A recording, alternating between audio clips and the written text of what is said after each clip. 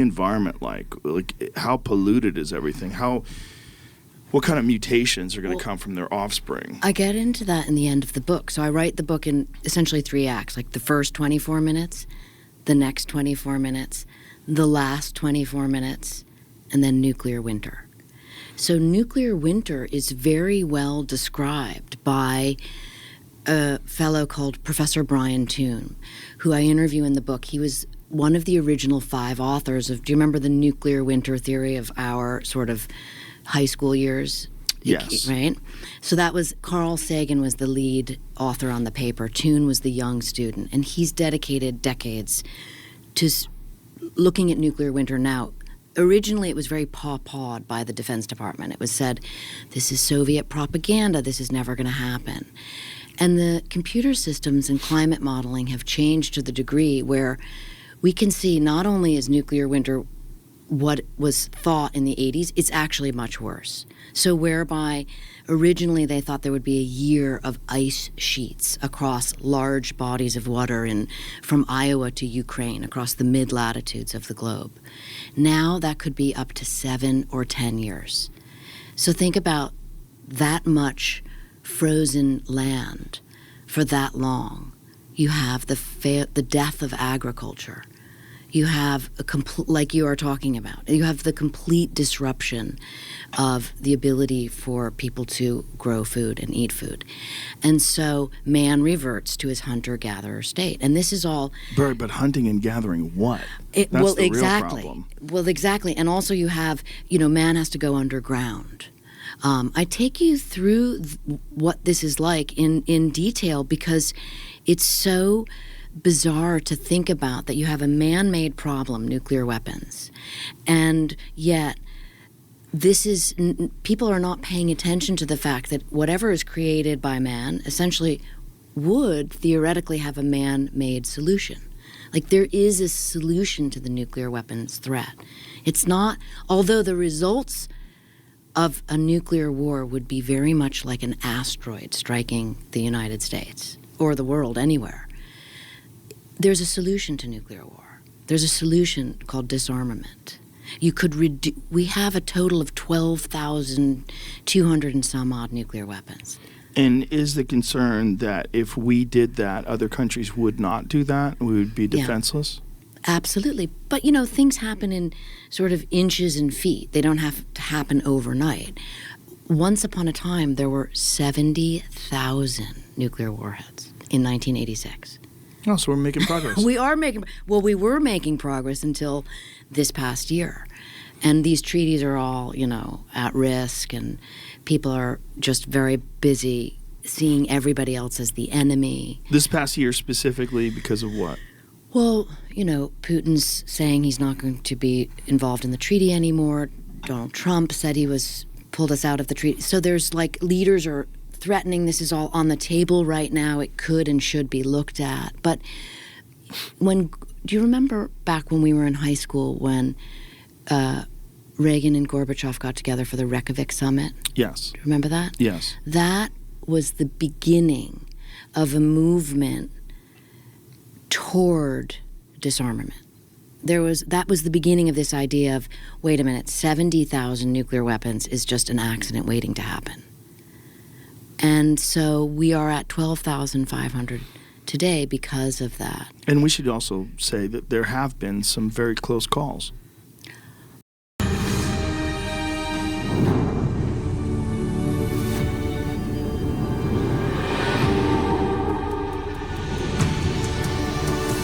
What up guys, Miguel here from Gigatech. So Huawei sent us some of their latest smart timepieces to check out. This revolutionary lineup blends elegant design with cutting-edge technology, and in this video we're mainly featuring the Huawei Watch GT5 Pro 46mm. Boom! What a stunner, right? But we also have the Secretary General said last year or something, we are one misunderstanding, one miscommunication away from nuclear annihilation. He's not kidding. There was this one incident where the Soviet Union thought that we were attacking them, and there was one guy who resisted launching a counterstrike. And that one guy prevented nuclear annihilation. One guy said, I think this is an error.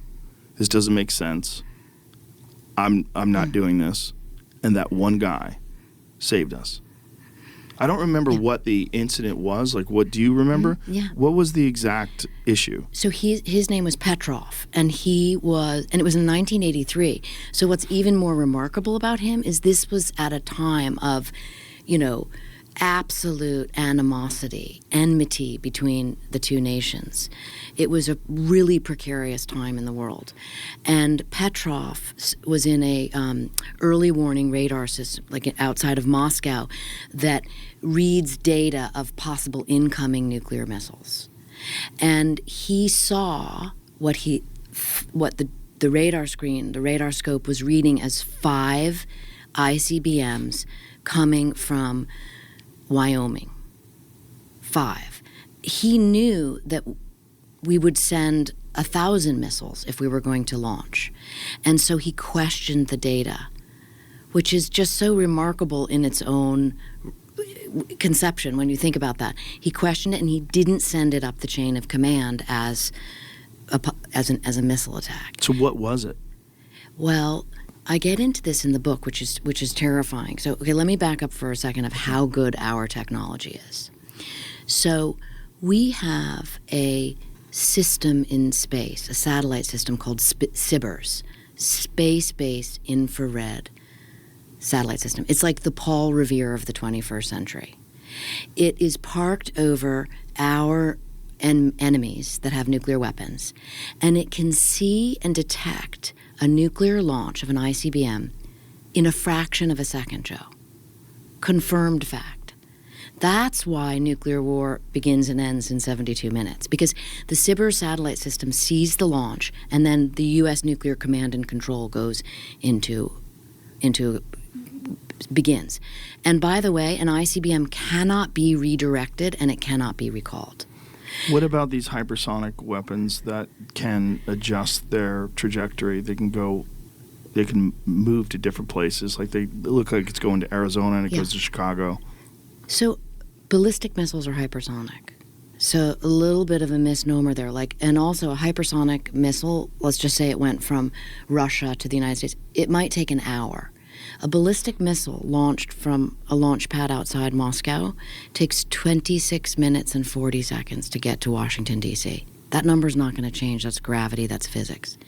That's what it was in 1958, 59, and that's what it is today. But isn't the new technology that it can alter its course? Yes, but so if you go with that logic and you say, well, it can move around, so it would be harder to shoot down. Right.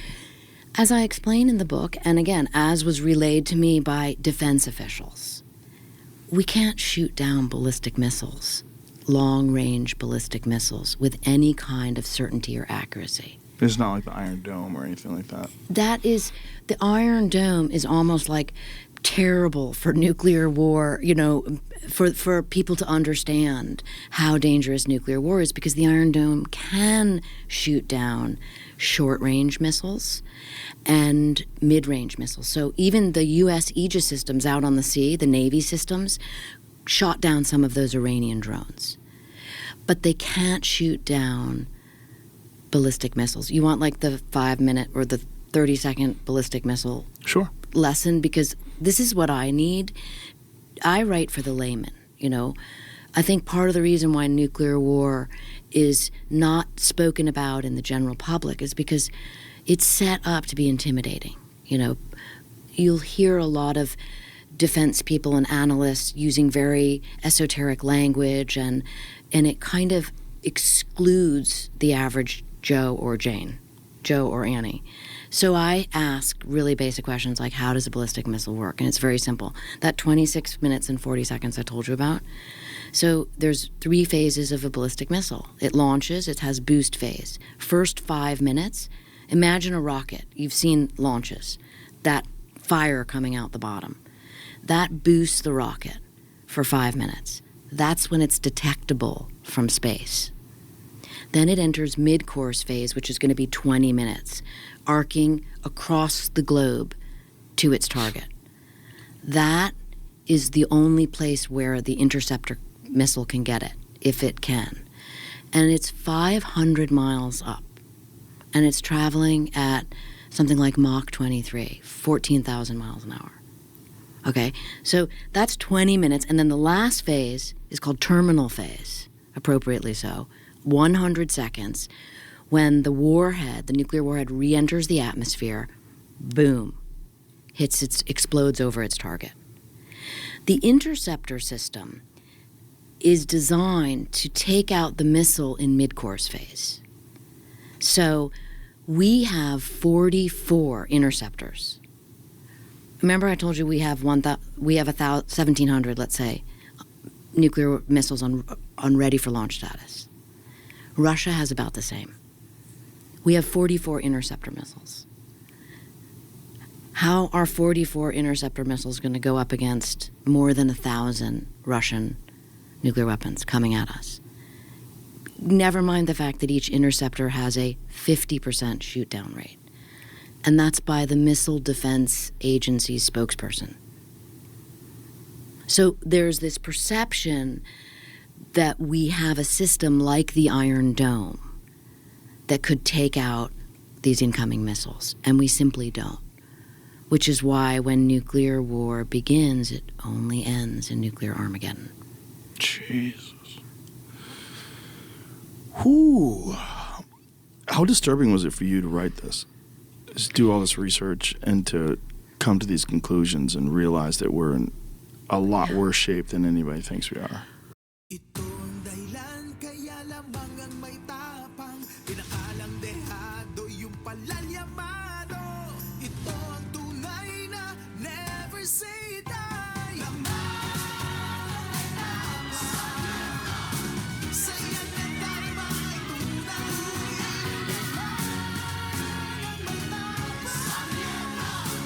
Itaas ang tagay, kabarangay. I mean, you take when you're reporting or writing, you kind of take your hat off of the emotional or the sentimental part of things where the mother in me, you can't think like that. You just have to tell the story, I believe. I also believe that if I can be as factual and dramatic as possible, then I will have the most readers, which is the point. I am actually not trying to save the world as a journalist. I'm trying to get you to read what I write because I found it super interesting reporting it and learning about it. And also, the whole process for me that I think is the most interesting is going to some of these people who are truly some of the smartest scientists in the world and getting them to explain it in the most basic. Like I say, you have to tell it to me like I'm a kid because I don't have a science mind. And that part is, so that excitement part of it balances out with the terror of it. Because I do also understand why most people don't want to know about this. It's too dreadful. But they also don't want to know because they end up feeling sort of looked down upon, I think, if they ask basic questions like, wait a minute, how does a missile work? Or like you said, what can't the hypersonics, shouldn't we invest in hypersonics? Well, who really wants to be lectured? And so what I try to do is condense the lectures that I receive about how it all works into this dramatic form, which is how I landed on this format for this book, which I think is really effective, which is giving it to you like a scenario. Like, this is what would happen. And then going back to all my sources. I mean, like, okay, here's an example. We haven't even talked about submarines, but the submarines are completely, you cannot find them in the sea. They are stealth beyond stealth. I interviewed the former commander of the nuclear subforces, a guy called Admiral Connor. Never given an interview like this before. And I said, like, how hard is it to find a nuclear-armed sub?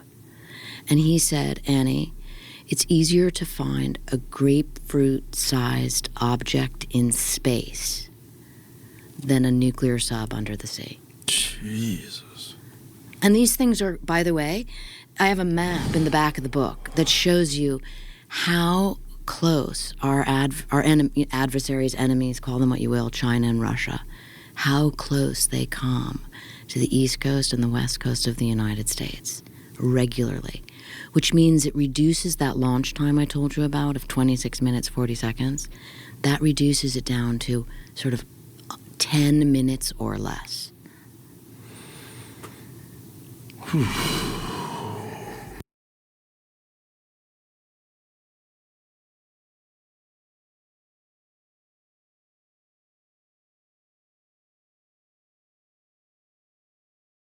Toată lumea în marketing încearcă să reinventeze, să se reinventeze și să reinventeze și să dea un Let's start with an immensely dark topic, nuclear war. How many people would a nuclear war between the United States and Russia kill? So I'm coming back at you with a very dark answer and a very big number. And that number is 5 billion people. You go second by second, minute by minute, hour by hour, what would happen if the nuclear war started. So there's a lot of angles from which I would love to talk to you about this. At first, how would the deaths happen in the short term and the long term? So to start off, the reason I wrote the book is so that readers like you could see in appalling detail just how horrific nuclear war would be. And as you said, second by second, minute by minute. The book covers nuclear launch to nuclear winter. I purposely don't get into the politics that lead up to that or the national security maneuvers or the posturing or any of that. I just want people to know nuclear war is insane. And every source I interviewed for this book, from Secretary of Defense, all retired, nuclear subforce commander, Stratcom commander, FEMA director, etc., on and on and on, nuclear weapons engineers, they all shared with me the common denominator that nuclear war is insane. First millions, then tens of millions, then hundreds of millions of people will die in the first 72 minutes of a nuclear war. And then comes nuclear winter, where the billions happen from starvation. And so the shock power of all of this is meant for each and every one of us to say, wait, what? This actually exists behind the veil of national security. And I don't know, most people do not think about nuclear war on a daily basis. And yet hundreds of thousands of people in the nuclear command and control are at the ready in the event it happens. But it doesn't take too many people to start one. In the words of Richard Garwin, who was the